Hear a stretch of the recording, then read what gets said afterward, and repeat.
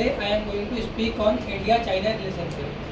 The relationship between India and China is both competitive and cooperative at the same time. But how this starts? In 1949, China take independence. In 1950, India became the first non-socialist country to recognize the Republic of China. The relations were good at that time. Even in 1954, our Prime Minister Jawaharlal Nehru visited China and signed Panchsheel Agreement. Things started getting worse when China started capturing Tibet, and the biggest leaders of Tibet, including the Dalai Lama, take seat in India. China see it as a interfere in their personal internal matter, and that leads to the 1962 war, in which China captures a part of Kashmir, currently known as Aksai Chin. If we talk about current times, India and China are involved in trade relations.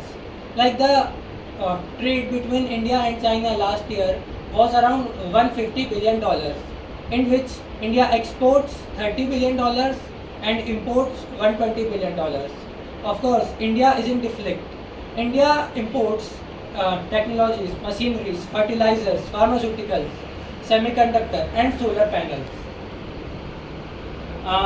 In today's time also, China is a big threat for India, as it is deploying heavy machinery weapons on the LAC, that is line of actual control. Also, China considered Arunachal Pradesh as a part of Tibet and called it South Tibet, and so named it its own property.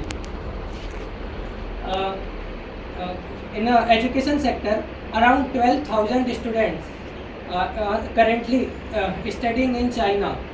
Majority of them are in MBBS course.